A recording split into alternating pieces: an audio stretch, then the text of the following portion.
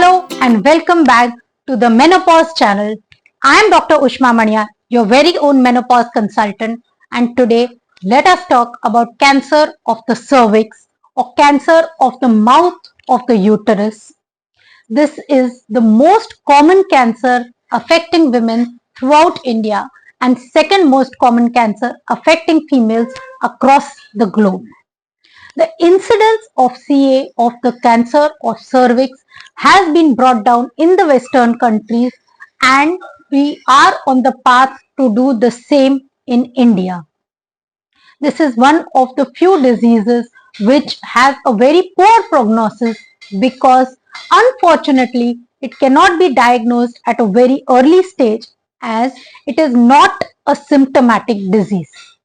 However, the cancer of the cervix is most commonly caused by a virus which is known as the HPV virus or the human papilloma virus, and this virus is now very easily preventable by availability of an anti-HPV vaccine. The recommendations of the government of India and those of all the governing bodies throughout the world is we can offer these vaccines for girls as young as 9 years to women as old as 45 years of age. These vaccines are available in two forms, the Indian make as well as the foreign make, and the dose depends on the age of the female. From 9 to 14 years of age, only 2 doses are sufficient.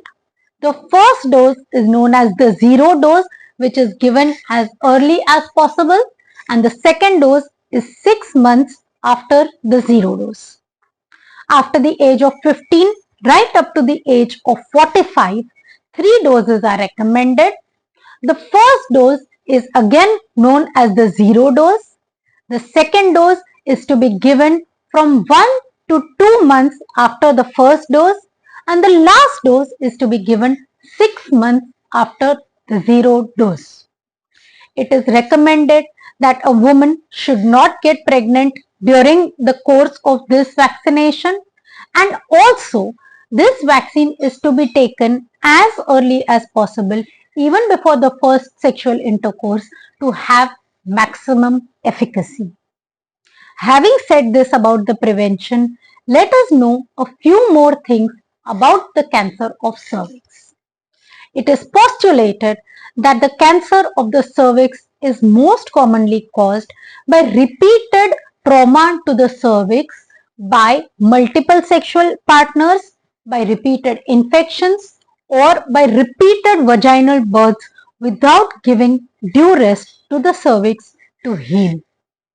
Hence, few preventive measures can also include preventing too many vaginal births, avoiding use of multiple sexual partners or at least the use of condoms, and avoid exposure to sexually transmitted diseases.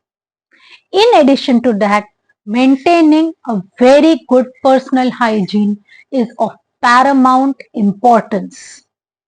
Unfortunately, there are no self-diagnostic methods for cancer of cervix, but there is one very important thing known as the pap smear or the liquid-based cytology LBC method, which after the age of 30, you can go to your gynecologist and request for the same, or as a routine part of many of the routine tests. A pap smear is mandatory as a routine health checkup as well. So having done a routine pap smear for at least annually for 3 years and then 3 yearly after that for till the age of menopause, a lot of early stage cancers could be diagnosed. A simple speculum examination, that is checkup by a gynecologist in areas where this facility is not routinely available, is also a very good method for early diagnosis.